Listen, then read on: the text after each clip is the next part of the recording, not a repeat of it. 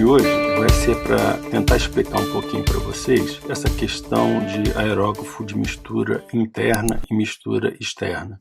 Ainda que pareça que é uma coisa óbvia, né, que todo mundo já sabe, continua uma ideia errônea em relação a isso. E eu tenho visto, inclusive, vídeos aí de pessoas falando no YouTube e dando explicações bastante equivocadas sobre essa questão.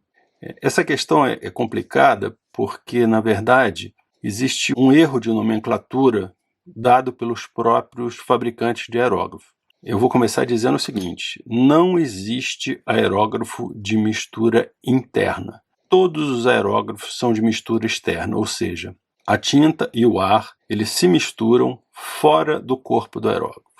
Aí você já está pensando que eu estou ficando maluco, porque você vai ver diversos vídeos de todo tipo de fabricante falando de mistura interna, aerógrafo de mistura externa. O que acontece é que isso, na verdade, foi uma nomenclatura criada para diferenciar dois tipos de aerógrafo e até para dar um certo ar de sofisticação para os aerógrafos chamados de mistura interna e colocá-los como um equipamento melhor, mais sofisticado, mais avançado. E, na verdade, isso é só uma questão de marketing, porque não existe aerógrafo de mistura interna. E eu vou tentar explicar isso aqui para vocês. Eu já falei algumas vezes que a mistura da tinta com o ar, ela se dá aqui na ponta da agulha.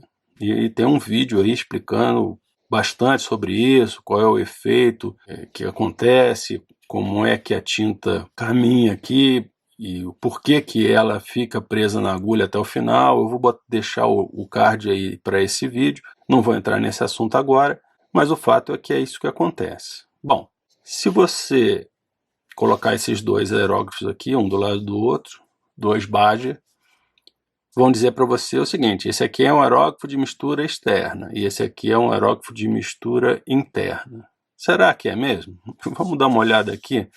Na ponta desse aerógrafo aqui é um Bager 105 e eu vou botar uma foto ampliada para ficar bem claro isso. E vocês vão ver que o bico dele aqui está bem para fora da capa. Bom, a gente já sabe que a tinta vai por dentro do bico e o ar vai por fora do bico. Se o bico está aqui fora, a ponta dele está aqui fora, então a saída da tinta está aqui fora. Se a saída da tinta está aqui fora e a tinta encontra com ar aqui fora, como é que você pode chamar esse aerógrafo aqui de aerógrafo de mistura interna? Evidentemente que não é, né?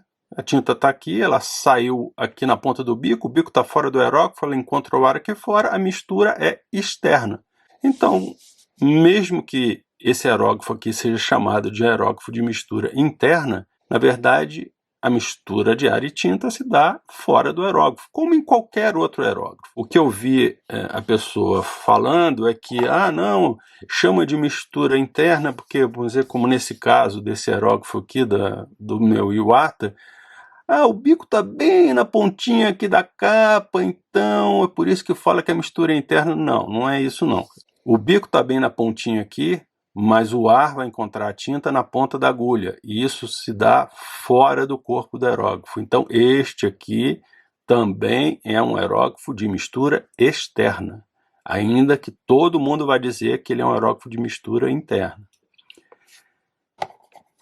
Esse aerógrafo aqui, o Bager 350, ele é o que as pessoas costumam convencionar chamar de mistura externa.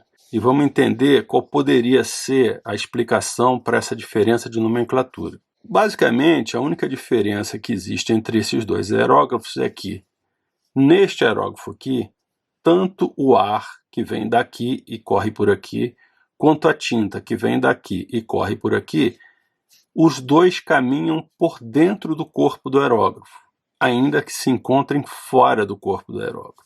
Neste aerógrafo aqui, o ar caminha por aqui e a tinta vem de um copo que está aqui e caminha por aqui. Então, o ar e a tinta vêm de forma separada. O ar caminha por dentro do corpo do aerógrafo e a tinta caminha por fora do corpo do aerógrafo, se você imaginar que isso aqui não é parte, do corpo do aerógrafo. Se a gente fosse ser bastante rigoroso com nomenclatura, qual seria a nomenclatura correta? Esse aerógrafo aqui deveria se chamar aerógrafo de mistura oblíqua, porque o ar caminha nessa direção, a tinta caminha nessa direção, os dois se encontram aqui em ângulo. Neste aerógrafo aqui, nós devemos chamar de mistura concêntrica, porque o ar e a tinta caminham aqui ao longo do mesmo eixo, o ar por fora, a tinta por dentro, os dois se encontram aqui na ponta da agulha. Então eles são concêntricos, e com isso você consegue uma mistura mais homogênea do que com esse tipo de aerógrafo. Eu vou colocar agora um vídeo que eu já mostrei e vocês vão ver a diferença. Ela é uma mistura bastante mais turbilhonada do que esta aqui, que acontece de forma concêntrica, ou seja, o ar ele envolve a tinta e com isso você consegue uma atomização, e o termo correto é atomização.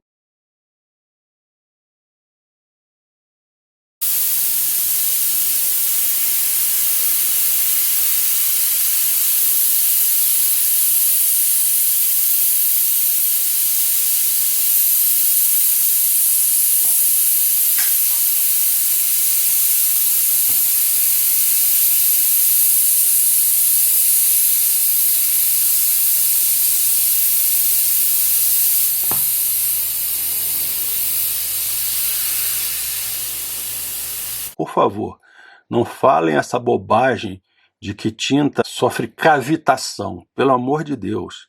Cavitação é uma outra coisa, é um processo físico completamente diferente. Se vocês quiserem entender o que é cavitação, eu tenho um vídeo aí que explica em detalhes o processo de cavitação. O que acontece aqui, a mistura de ar com tinta é um processo chamado atomização. Acho que eu vou até botar aí a descrição de um dicionário do que é atomização e vocês vão perceber que é exatamente o processo que se dá no aerógrafo.